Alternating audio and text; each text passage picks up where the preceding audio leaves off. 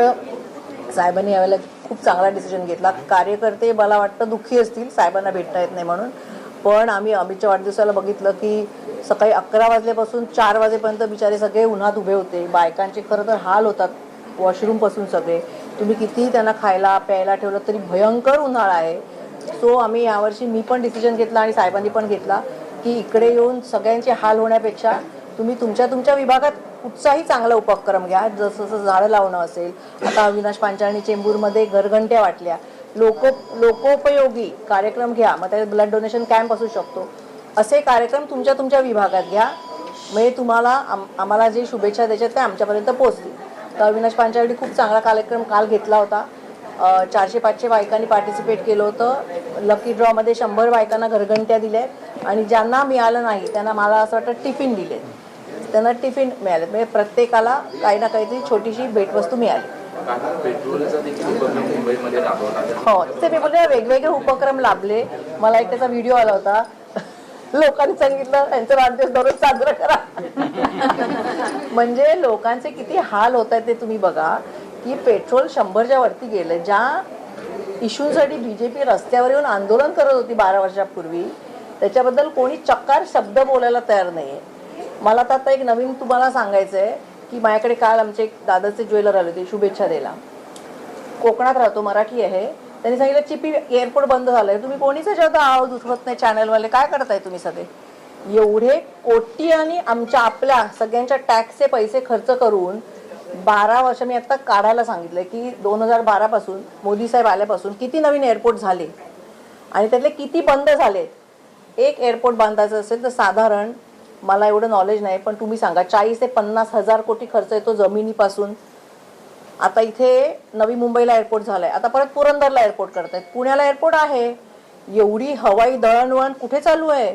म्हणजे एअरपोर्ट 50,000 कोटी खर्च करून बांधायचे, 1-2 विमानं उतरवायचे आणि बंद करायचे. बरं, तो मला सांगतोय की आम्ही चिप्पीचा एअरपोर्ट सगळी विमानं फुल जात आहेत. म्हणजे असं नाही की तिथे विमानं जात नाहीत किंवा रिकामी जात आहेत, पण तरी सुद्धा बांधला बंद केला कारण गोव्याचं टुरिझमचे लोक कमी झाले. मग तुम्ही बांधताय कशाला. हे पैसे आपले आहेत सगळ्यांचे. ह्याच्याबद्दल तुम्ही पण माहिती काढून आवाज उठवला पाहिजे की तुमची जबाबदारी आहे की सरकार आपले पैसे कुठे खर्च करतंय चुकीचे. आता पुरंदरचे शेतकरी विरोध करतायत, ते साहेबांना येऊन भेटणार आहेत. त्यांची कसती जमीन आहे जिथे शेती होतीये, जिथे सगळ्यांनी भात लावलाय, वेगवेगळं धान्य लावलंय, आणि ती जमीन तुम्ही जबरदस्तीने विकत घेताय. त्यांना द्यायची नाहीये, त्यांना नोटिसा पाठवल्यात. त्यांनी हरित लवादाकडे ऍप्लिकेशन केलंय. हरित लवाद काय सगळंच त्यांच्या हातात आहे ना. आता सुप्रीम कोर्टापासून खालपर्यंत सगळंच त्यांच्या हातात आहे. तुम्ही कुठेही जा, तुम्हाला कुठेही न्याय मिळत नाहीये. सो त्यासोबत वृक्ष वाटप देखील मोठ्या प्रमाणावरती झालं. तर दुसऱ्या बाजूला मुंबईमध्ये वृक्षतोड देखील मोठ्या प्रमाणावरती होत आहे. तर काल साहेबांच्या वाढदिवसानिमित्त वृक्ष वाटप मोठ्या प्रमाणावरती झालंय. पण कसं आहे माहिती आहे ना, ही झाडं वाढायला 100 वर्ष लागतात. आम्ही लावू झाडं, पण तुम्ही जी झाडं तोडताय ती 100-200 वर्ष जुनी आहेत. तुम्ही शिवाजी पार्कची झाडं बघा, त्याचे एवढे बुंदे आहेत. तुम्हाला जो सगळ्यांना, आम्हाला आणि त्यांना पण, जो सगळ्यांना ऑक्सिजन लागतो ना, तो त्या झाडाकडनं येतो. आता हे जे आपण हुश करतोय ना, हे त्या झाडांमुळे उन्हाळा वाढलाय, पावसाळा डिले झालाय, खाली पाण्याची लेवल एकदम तळाला गेली आहे.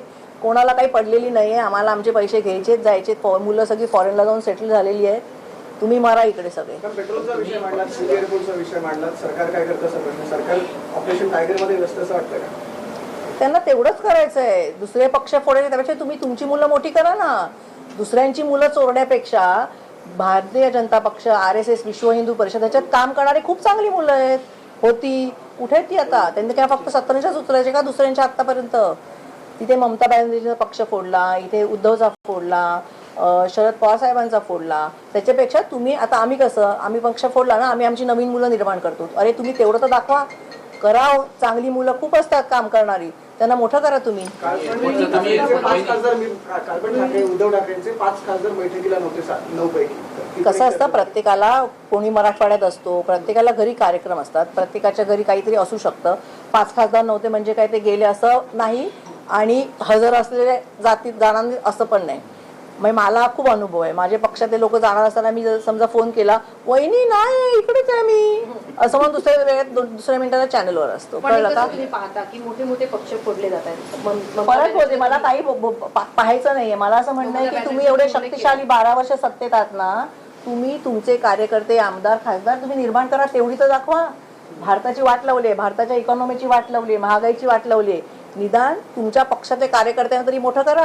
कोणी तुम्ही तिसऱ्या एअरपोर्टचा उल्लेख केला, चिपी विमानतळाचा, पण मुंबई एअरपोर्ट आहे, नवी मुंबई एअरपोर्ट आहे, तिसरं एअरपोर्ट देखील मुंबईच्या आजूबाजूला बंद. पुरंदर मी बोलली, आता तुम्ही ऐकलं नाही. पालघरला वाढवण अहो, मंदिराची बोलली ना, हे परत हा मोठा स्कॅम आहे. आपल्या टॅक्सवरच्या पैशातनं एक एअरपोर्ट बांधायचं म्हणजे 40 ते 50,000 कोटी रुपये खर्च होतो आणि तो बांधला की तो किती चालतोय, किती चालायला हवाय, किती एअरपोर्ट बंद झालेत. आत्ताच तुम्ही यायच्या आधी मला माहिती नव्हतं तुमचे चॅनल्स आहेत म्हणून, मी आत्ताच विचारायला सांगितलं की 2012ला मोदी सरकार आल्यापासून किती नवीन एअरपोर्ट बांधली.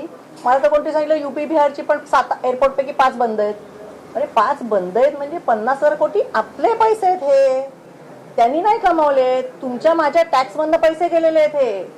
आणि मग असं करतात आणि मग इथे पेट्रोल वाढव, कांदा वाढव, बटाटा वाढव, शेतकऱ्यांना पैसे मिळत नाहीत, शेतकरी आत्महत्या करतोय, म्हणजे गरिबांना पैसे मिळत नाहीत आणि ह्यांचे तुंबड्या भरतायत.